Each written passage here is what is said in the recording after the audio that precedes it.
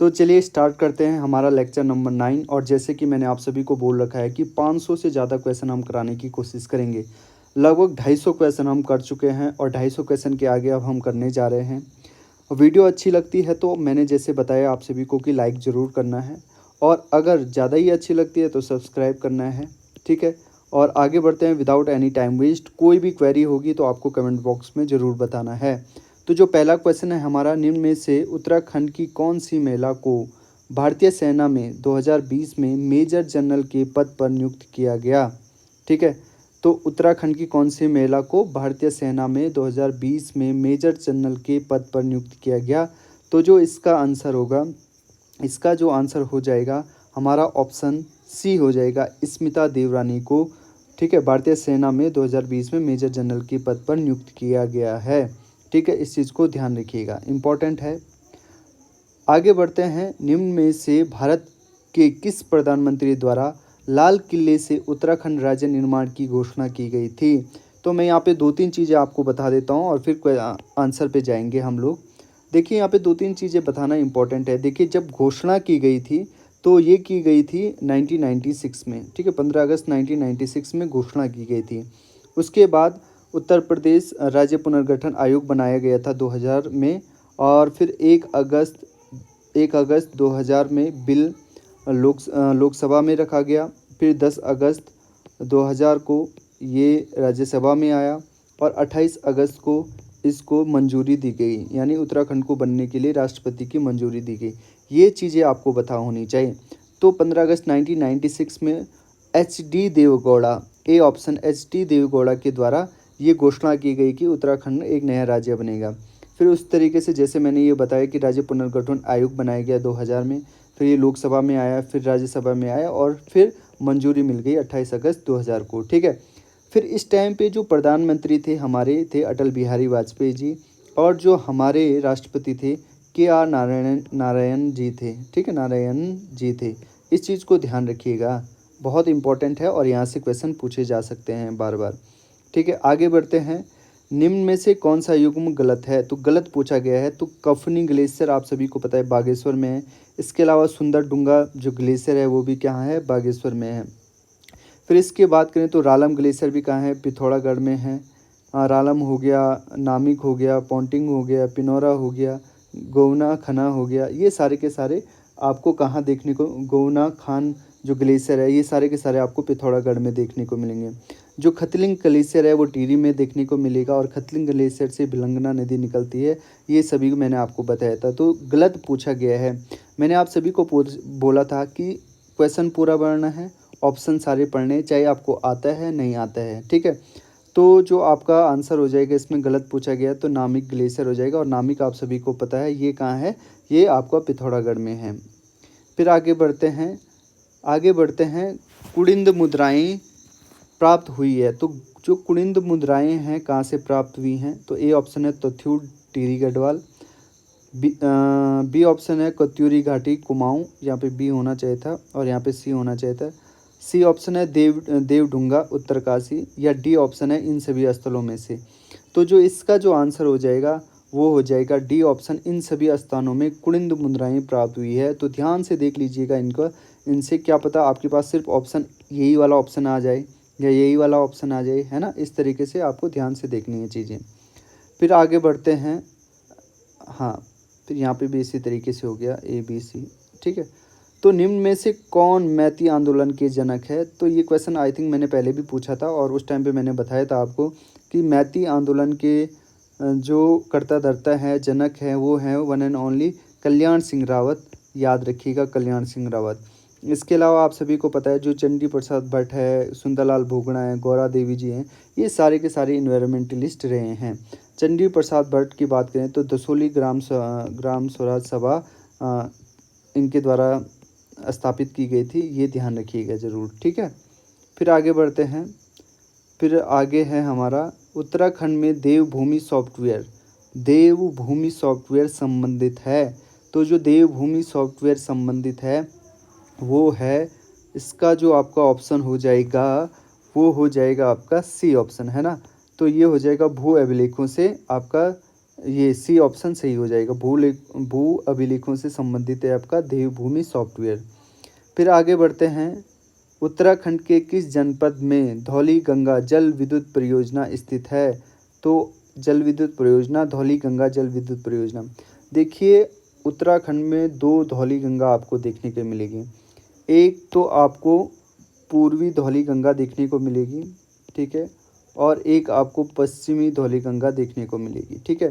तो ये जो पश्चिमी धौली गंगा है आपको चमोली में देखने को मिलेगी, ध्यान रखिएगा। और ये हमारी जो पूर्वी धौली गंगा है ये आपको पिथौरागढ़ के अंदर देखने को मिलेगी, ध्यान रखिएगा। अब बात कर, यहाँ पे बात हो रही है, अब देखिए चमोली का तो इसमें नाम नहीं दिया गया है। तो चमोली का नाम नहीं दिया गया है तो किसका नाम दिया गया है यहाँ पे? पिथौरागढ़ का। तो इसका जो आंसर हो जाएगा डी ऑप्शन पिथौरागढ़ हो जाएगा। अब थोड़ा सा जैसे कि मैं दोनों के बारे में आपको बता देता हूँ। देखिए क्या है, यहाँ पे अलकनंदा नदी आती है और यहाँ पे पश्चिमी धौली गंगा आती है और ये विष्णु प्रयाग में मिलते हैं और विष्णु प्रयाग हमारा पहला प्रयाग हो जाता है। ये चीज़ आपको ध्यान रखनी है। बात करते हैं पूर्वी धौली गंगा की। तो यहाँ देखिए, यहाँ से आती है लिस्पा नदी और यहाँ से आती है दारमा नदी और ये दोनों जो नदियाँ हैं ये आती हैं गोवन खान हिमनद से, ठीक है, ये कि पिथौरागढ़ में है। अब यहाँ पे ये छोटा कैलाश में या तेजांग में ये नदी आपस में मिलती है और इसको बोलते हैं पूर्वी धौली गंगा। और जो ये पूर्वी धौली गंगा है आगे जाके काली नदी से मिल जाती है, कहाँ पे? तवा घाट में। कहाँ पे? तवा घाट में, ध्यान रखिएगा। ये सारी चीज़ें मैंने आपको बता दी है और आई थिंक ये चीज़ आपको क्लियर भी हो जाएगी। तो इसका जो आंसर होगा डी ऑप्शन हो जाएगा। फिर आगे बढ़ते हैं। उत्तराखंड की निम्नलिखित महिलाओं में द्रोणाचार्य पुरस्कार से सम्मानित प्रथम महिला कौन है? तो बहुत अच्छा क्वेश्चन है। निम्नलिखित महिलाओं में द्रोणाचार्य पुरस्कार से सम्मानित प्रथम महिला, ठीक है। तो द्रोणाचार्य पुरस्कार किस में मिलता है? कोचिंग में मिलता है ना, आप सभी को पता ही है।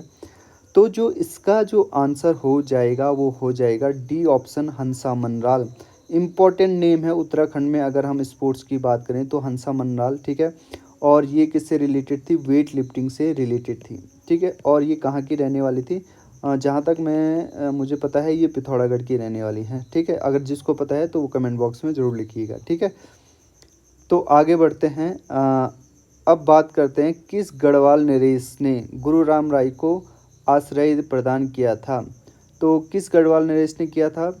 तो गुरु राम राय को आश्रय प्रदान किया था हमारे, इसका जो आंसर हो जाएगा वो हो जाएगा हमारा बी ऑप्शन फतेहपति शाह, ठीक है। इसका जो आंसर हो जाएगा बी ऑप्शन फतेहपति शाह, इसका आंसर हो जाएगा, ठीक है। तो ये चीज़ें आपको ध्यान रखनी है। और जितने भी ये इम्पोर्टेंट राजा हैं यहाँ पे, चाहे बलभद्र शाह हो, महपति शाह हो, मान शाह हो, ये के सारे इम्पोर्टेंट है, ठीक है। जो फतेहपति शाह की बात करूँ मैं तो इनको गढ़वाल का शिवाजी भी कहा जाता था, ठीक है। तो गढ़वाल का शिवाजी भी इनको कहा जाता है और ये औरंगजेब के समकालीन थे। इसके अलावा इनकी जो संरक्षिका थी वो थी राजमाता कटौची देवी, ठीक है। राजमाता कटौची देवी थी, ठीक है।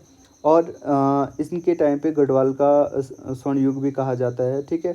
और इनके कोर्ट में 9 रत्न थे, ठीक है। अकबर की तरह 9 रत्न थे इनके कोर्ट में, ये चीज़ भी आप याद रखिएगा, ठीक है। फिर अगर वहीं बात की जाए मानसा की, अगर मानसा की, तो मानसा के कोर्ट में भरत कवि थे जिन्होंने मानवोदय काव्य लिखा था, ठीक है। मानवोदय काव्य इनके द्वारा रचित था, भरत कवि के द्वारा। फिर अगर हम वहीं बात करें महपति शाह की, तो महपति शाह को गर्भभंजन की उपाधि भी दी गई थी, गर्भभंजन, ठीक है, गर्भभंजन, ठीक है। और वहीं अगर हम बात करें गर्भभंजक, ठीक है, गर्भभंजक की बात करी तो ये उपाधि किसको मिली थी? माधो सिंह भंडारी को। ये चीज़ जरूर याद रखिएगा। फिर इसके अलावा महपति शाह ने केशुराय मंदिर की भी स्थापना की थी, ये चीज़ भी आप याद रखिएगा। और महपति शाह की जो पत्नी थी रानी कर्णावती थी, ठीक है, रानी कर्णावती थी। और रानी कर्णावती ने, आपको पता ही है, जो मुग़लों की जो सेना थी उनकी नाक काट दिए थे, उसके बाद उनको नकटी रानी बोला गया, ठीक है। और ये जो महपति शाह और जो रानी कर्णावती थी ये माता पिता थे किसके? पृथ्वीपति शाह के, ठीक है, पृथ्वीपति शाह। और ये पृथ्वीपति शाह वही पृथ्वीपति शाह है जिसने सुलेमान सिकों को अपने राज्य में क्या किया था? मतलब शरण दी थी। ठीक है, इस चीज़ को भी ध्यान रखिएगा। इसके अलावा किसकी बात करेंगे हम अब, बलभद्र शाह। तो बलभद्र शाह को सबसे पहला ऐसा राजा था जिसको शाह की उपाधि मिली थी, और ये किसने दी थी, बहलोल लोदी ने। ठीक है, तो सभी के बारे में हमने जान लिया है, तो इनको ज़रूर याद रखिएगा, क्योंकि ये सारे के सारे इंपॉर्टेंट थे, इसलिए मैंने आपको सारे बता दिए। अब आगे बढ़ते हैं, चंद वंश के शासनकाल में सिरती क्या था। तो ये तो बहुत ही आसान है और बार बार पूछा जाने वाला क्वेश्चन है, और जितने भी मैं यहाँ पे क्वेश्चन करा रहा हूँ all are very very important. तो सिरती जो था ये था डी ऑप्शन, भूमिगढ़ था। फिर आगे बढ़ते हैं, सिरदेव सुमन का बलिदान दिवस मनाया जाता है।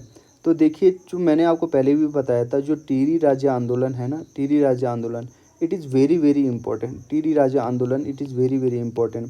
जैसे मैं बात करूं, जैसे मैंने कल बताया था आपको, 30 मई 1930 को यहाँ पे रवाई या तिलाड़ी कांड हुआ था। ठीक है, उसके बाद देखिए 1938 में टिहरी प्रजामंडल बना। फिर 1939 में, ठीक है, ये गणदेश सेवा संघ बना, गणदेश सेवा संघ बना 1938 में, जो कि सिरदेव सुमन ने ही बनाया था। फिर 1939 में टिहरी राज्य प्रजामंडल बना था कुशासन के खिलाफ। फिर आप सभी को पता है 1944 में ये सिरदेव सुमन को कारावास हुआ था, और फिर उनके बाद उनकी मृत्यु हो गई थी। फिर उसके बाद 1948 को यहाँ पे कीर्तिनगर आंदोलन हुआ था, जिसमें नागेंद्र सकलानी और भोलाराम मारे गए थे। और फिर 1949 में 1 अगस्त 1949 में टिहरी राज्य का इंडिया के अंदर विलय हो गया था। तो ये कुछ इस तरीके से क्रोनोलॉजी है जो कि आपको याद रखनी थी, है ना। तो यहाँ पे बात करते हैं, श्रीदेव सुमन जी की बात करते हैं। तो क्या हुआ था कि 3 मई को इन्होंने कारावास में ये भूख हड़ताल पे चले गए थे। ठीक है, और 84 दिनों के बाद, यानी कि 25 जुलाई 1944 में क्या हो गए थे, 84 दिनों के बाद इनकी ये स्वर्गवास हो गए थे। ठीक है, तो इसका जो आंसर हो जाएगा सी ऑप्शन हो जाएगा। फिर आगे बढ़ते हैं, राइफलमैन गब्बर सिंह नेगी को किस युद्ध के लिए विक्टोरिया क्रॉस मरणोपरांत प्रदान किया गया। तो ये तो आप सभी को पता होना चाहिए, गब्बर सिंह नेगी। और ये मेरे को ज़रूर बताया कि जो गब्बर सिंह नेगी है ना जी, है राइफलमैन हमारे गब्बर सिंह नेगी है, इनकी जो प्रतिमा है वो कहाँ लगाई गई है। ठीक है, ये भी इंपॉर्टेंट क्वेश्चन है, मेरे को कमेंट बॉक्स में आप सभी को बताना है। अगर आप यहाँ तक पहुँच गए हैं तो कहीं से भी ढूंढ के बताइए और मुझे कमेंट बॉक्स में बताएं। तो जो इसका आंसर हो जाएगा बी ऑप्शन हो जाएगा, न्यू चैपल। ठीक है, फिर आगे बढ़ते हैं, मई 1938 में श्रीनगर में आयोजित राजनीतिक सम्मेलन में किसने भाग लिया था। तो ये वाला जो राजनीतिक सम्मेलन है ये भी टिहरी राज्य आंदोलन से ही रिलेटेड है। और तो 1938 में किसने भाग लिया था, इन्होंने लिया था पंडित जवाहरलाल नेहरू जी ने लिया था, और इसमें सिरदेव सुमन भी इसमें मौजूद थे। और गणदेश सेवा संघ की 1938 में स्थापना की गई थी सिरदेव सुमन जी के द्वारा। फिर आगे बढ़ते हैं, अनासक्ति आश्रम कौसानी संबंधित है। ठीक है, तो काफ़ी अच्छा है अनासक्ति आश्रम, और मैं भी गया था जब वहाँ पे कौसानी में, तो वहाँ अंदर म्यूजियम टाइप का भी है। तो बहुत सारी चीज़ें वहाँ पे गांधी जी के बारे में अलग अलग तरीके से है वहाँ पे सॉरी। तो ये है, ठीक है। और मैंने बताया था ना, अनासक्ति आश्रम के जस्ट नीचे पे ही रोड पे सरला बहन का भी एक यहाँ वहाँ पे वो है संग्रहालय है। वहाँ पे सरला बहन के द्वारा जो लिखी गई थी वहाँ पे उस टाइम पे हाथ से लिखे गए पन्ने हैं, वो भी संरक्षित किए गए हैं। तो वो भी कहाँ है, कौसानी में ही है। और कौसानी कहाँ है, बागेश्वर के अंदर है। और अनासक्ति आश्रम किससे संबंधित हो गया, डी ऑप्शन, महात्मा गांधी। और गोविंद वल्लभ पंत जी के बारे में तो कल मैंने आपको डिटेल से बता दिया था, तो वो वीडियो ज़रूर देखिएगा आप। ठीक है, फिर आगे बढ़ते हैं, नायक समाज में सुधार हेतु किस वर्ष नायक बालिका रक्षा कानून पारित किया गया था। तो ये किया गया था आपका, इसका जो आंसर हो जाएगा आपका वो हो जाएगा डी ऑप्शन, 1929 में। ठीक है, फिर आगे बढ़ते हैं भैया, 1917 में कुमाऊं परिषद के पहले अल्मोड़ा अधिवेशन की अध्यक्षता किसने की थी। तो पहले तो आपको यही पता होना चाहिए कि कुमाऊं परिषद कब बना था। ठीक है, फिर उसके बाद ये इसका पहला अधिवेशन अल्मोड़ा में हुआ था, और ये अल्मोड़ा में अधिवेशन हुआ था, तो इसकी जो अध्यक्षता की थी ये की थी आपका जो ऑप्शन हो जाएगा इसमें से सी ऑप्शन, जयदत्त जोशी ने की थी। अब जो इसमें इम्पोर्टेंट जो अधिवेशन है उनके बारे में बता दूं, तो पहला 1917, फिर 1918, फिर 1919 और फिर 1920 में। और 1920 में आप सभी को पता है क्या हुआ था, असहयोग आंदोलन हुआ था। तो कुमाऊं परिषद का जो अधिवेशन हुआ था 1920 में, इसके अध्यक्ष थे हमारे हरगोविंद पंत जी, और ये कहाँ हुआ था, काशीपुर में हुआ था। ठीक है, ध्यान रखिएगा इसके। और फिर 1920 के बाद डायरेक्ट 1923 में हुआ था, ठीक है, टनकपुर में। और इसकी अध्यक्षता की थी 5वीं की बद्रीदत्त पांडे ने, ठीक है, 5वें अधिवेशन की बद्रीदत्त पांडे जी ने करी थी। फिर इसके बाद अगर मैं बात करूँ तो जो अंतिम था, जो कुमाऊं परिषद का जो अधिवेशन हुआ वो हुआ था गनियातोली में, ठीक है, गनियातोली में। ये कहाँ है? रानीखेत में, ठीक है। और इसकी जो अध्यक्षता की थी, इसकी अध्यक्षता की थी हमारी किसने? बैरिस्टर मुकुंदी लाल जी ने, बैरिस्टर मुकुंदी लाल जी ने, ठीक है, याद रखिएगा इसको, वेरी वेरी इंपॉर्टेंट। और ये लास्ट अंतिम कब हुआ था? 1926 को। और इसके बाद इसका जो विलय हो गया था वो कांग्रेस में हो गया था। ये चीज़ भी आपको याद रखनी है।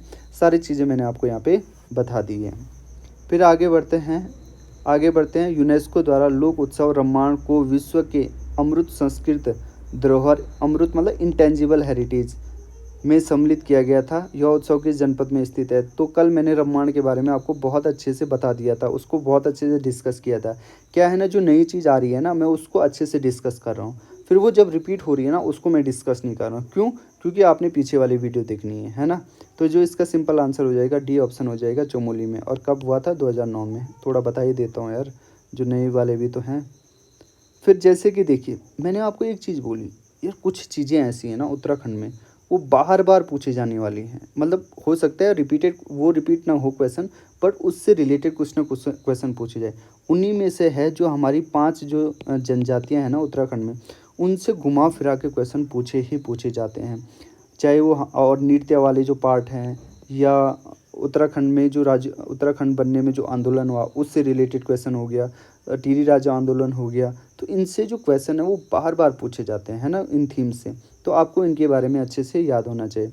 तो खुमरी पंचायत किस जनजाति से संबंधित है? तो जो ये खुमरी पंचायत है, ये हमारी जो जनजाति है वो हो जाएगी ए ऑप्शन, जौनसारी जनजाति से, ठीक है। और जौनसारी जनजाति का महासू देवता मंदिर इज़ वेरी वेरी फेमस, है ना। फिर आगे बढ़ते हैं। 1922 ईस्वी में बैरिस्टर मुकुंदी लाल, है ना, जिन्होंने लास्ट अंतिम जो अधिवेशन था किसका? कुमाऊं परिषद का, उसकी अध्यक्षता की थी, है ना। तो बैरिस्टर मुकुंदी लाल ने तुर्की के युवा तुर्क आंदोलन से प्रभावित होकर किस मासिक समाचार पत्र का प्रकाशन किया था? तो देखिए, जो ये समाचार पत्र वाले जो है ना, ये कुछ ये पत्रिकाएं हैं, प्रकाशन ही हैं जो इम्पोर्टेंट है, तो इनको याद कर लीजिएगा। मुश्किल से 10-15 है तो उनको आप याद कर लोगे, और कौन उनसे रिलेटेड है तो आपको अच्छे से याद हो जाएगा, ठीक है। तो बैरिस्टर मुकुंदी लाल ने प्रभावित होकर किस मासिक समाचार पत्र का प्रकाशन किया था? तो जो इसका जो आंसर हो जाएगा 1917 में, आई थिंक 1917 में, नहीं 1922 में, है ना, 1922 में इन्होंने तरुण कुमाऊं की क्या किया था? तरुण कुमाऊं के जो मासिक समाचार पत्र था उसका प्रकाशन किया था, ठीक है। और इसके बाद अगर मैं बताऊं तो जो पुरुषार्थ है, पुरुषार्थ जो ये समाचार पत्र था, ये इसका जो प्रकाशन किया गया था, ये किया गया था गिरजादत्त नैथानी, ठीक है, गिरजादत्त नैथानी। ये बहुत ही इम्पोर्टेंट नाम है, गिरजादत्त नैथानी। अगर पत्रकारिता की बात करें उत्तराखंड में तो गिरजादत्त नैथानी का नाम आप जरूर याद रखिएगा। पुरुषार्थ इनके द्वारा प्रकाशन किया गया था 1917 में, याद रखिएगा। फिर उसके बाद अगर हम बात करें गणदेश की बात करें तो गणदेश कृपाराम मिश्र मनहर ने कृपाराम मिश्र मनहर ने इसको प्रकाशन किया था गणदेश को, ठीक है। इस चीज़ को भी आप ध्यान रखिएगा। फिर आगे बढ़ते हैं। कत्यूरी काल में प्रभावतार कौन थे? तो कत्यूरी काल में ये इम्पोर्टेंट क्वेश्चन बन सकता है, प्रभावतार कौन थे? प्रभावतार कौन थे? तो प्रभावतार आपके थे, इसका जो आंसर हो जाएगा आपका वो हो जाएगा डी ऑप्शन, भूमि को नाप करने वाले अधिकारी, ठीक है। तो डी ऑप्शन इसका आपका हो जाएगा। फिर आगे बढ़ते हैं। किस वर्ष उत्तराखंड शासन ने जैविक कृषि अधिनियम पारित किया? तो जैविक कृषि नियम, ठीक है, ऑर्गेनिक कृषि अधिनियम पारित किया गया, तो वो है बी ऑप्शन 2019 में। फिर आगे बढ़ते हैं। उत्तराखंड सरकार द्वारा अपना पंचायती राज अधिनियम किस वर्ष पारित किया गया है? तो आजकल दिख रहा है आपको पंचायती चुनाव ये घोषित भी कर दिए गए हैं, किसके द्वारा? हमारे उत्तराखंड इलेक्शन कमीशन के द्वारा। तो ये है आपने डी ऑप्शन इसका हो जाएगा 2016 में। फिर आगे बढ़ते हैं। मुगल एवं चंद वंशों के संबंधों के बारे में किस पुस्तक में वर्णन है? तो मुगल एवं चंद वंशों के संबंधों के बारे में तो ये है किस पुस्तक में? तो जो इसका आंसर हो जाएगा ए ऑप्शन, जहांगीरनामा में, ठीक है, ए ऑप्शन इसका हो जाएगा। फिर आगे बढ़ते हैं। निम्न में से कौन एक सुमेलित नहीं है? तो निम्न में से कौन सुमेलित नहीं है? जो बिश्नी देवी स्वतंत्रता सेनानी थी, ये सही है। दीपा देवी सामाजिक कार्यकर्ता थी, ये भी सही है। गौरा देवी के बारे में तो आप जानते ही हैं, ये भी सही है। तो इसका जो आंसर हो जाएगा डी ऑप्शन हो जाएगा, तुलसी देवी राजनीतिक कर्मी नहीं थी। फिर आगे बढ़ते हैं, निम्न में से किसने गोरखाओं से कुमाऊं की सत्ता प्राप्त की थी?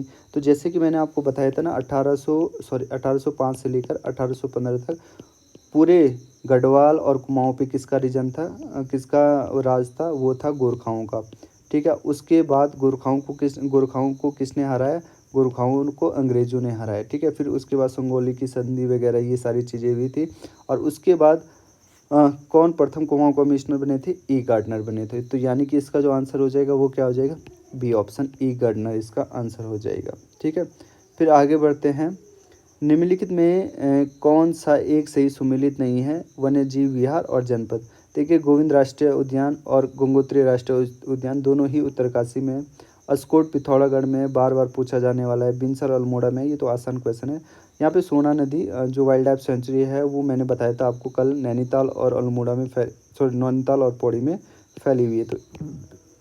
तो इसका आंसर डी हो जाएगा क्योंकि नहीं पूछा है। फिर आगे बढ़ते हैं, अल्मोड़ा अखबार का प्रकाशन किस वर्ष प्रारंभ हुआ था? तो ये भी पत्रकारिता से संबंधित है। तो जैसे मैंने अभी बताया था आपको, प्रकाशन से रिलेटेड चीज़ें इंपॉर्टेंट है। तो देखिए, अल्मोड़ा अखबार और डिबेटिंग क्लब, देखिए डिबेटिंग क्लब की जो स्थापना हुई थी 1870 में हुई थी, और अल्मोड़ा अखबार का जो प्रकाशन हुआ था वो 1871 में हुआ था। और इन दोनों की, डिबेटिंग क्लब और अल्मोड़ा अखबार दोनों का ही जो मतलब मैं बोलूँ शुरू किसने किया था? बुद्धि बल्लभ पंत जी ने। बुद्धि बल्लभ पंत जी ने इसको स्टार्ट करा था, ध्यान रखिएगा, बुद्धि बल्लभ पंत जी। फिर आगे बढ़ते हैं, भारतीय सेना अकादमी किस वर्ष देहरादून में स्थापित हुई? तो इसका जो आंसर हो जाएगा वो हो जाएगा 1932। याद रखिएगा, इंपॉर्टेंट है, ये भी क्वेश्चन पूछा जा सकता है। फिर उसके बाद बात करते हैं, उत्तराखंड में चंपावत जनपद में निम्न में से कौन सी झील अवस्थित है? तो देखिए, चंपावत जिला में यार मैं पूरा घुमा हूँ लगभग चंपावत जिला, तो बहुत ही खूबसूरत लगा यार मुझे तो, है ना। तो जो इसका आंसर हो जाएगा, इसका आंसर हो जाएगा श्यामताल हो जाएगा। ठीक है, श्यामताल हो जाएगा। और श्यामताल के किनारे या नज़दीक में ही विवेकानंद आश्रम भी है। ठीक है, जो चंपावत वाले होंगे उन्हें तो पता ही होगा। फिर तड़ाक ताल अल्मोड़ा में है, चौखटिया वाले रीजन में, चौराबाड़ी ताल रुद्रप्रयाग में है, और डोडी ताल आपको उत्तरकाशी में देखने को मिलेगा। और डोडी ताल से अगर मैं गलत नहीं हूँ तो 80 गंगा निकलती है। ठीक है, 80 गंगा निकलती है जो बाद में भागीरथी नदी से मिल जाती हैं। ठीक है, फिर आगे बढ़ते हैं, अब ये लास्ट क्वेश्चन है हमारा। क्वेश्चन, ये वाली जो वीडियो है ना, आई थिंक बहुत लंबी हो गई है, कोई बात नहीं यार। लैंसडाउन में गढ़वाल राइफल की छावनी किस वर्ष स्थापित की गई थी? तो लैंसडाउन में गढ़वाल राइफल्स की जो छावनी थी वो डी ऑप्शन 1887 में क्या की गई थी? स्थापित की गई थी। आई थिंक 30 क्वेश्चन हमारे पूरे हो गए हैं, तो लगभग अब 300 क्वेश्चन के आसपास हम करने वाले हैं, कंप्लीट करने वाले हैं। तो अब धीरे धीरे हम अपनी 500 क्वेश्चन वाली जो सीरीज़ है लगभग कंप्लीट करने जा रहे हैं। तो मेरी कोशिश ये रहेगी कि जो 29 जून को आपका पेपर है ना, तो उससे पहले पहले मैं ये चीज़ कंप्लीट करवा दूँ, है ना। तो दोस्तों अभी के लिए इतना ही रखते हैं। जय हिंद दोस्तों।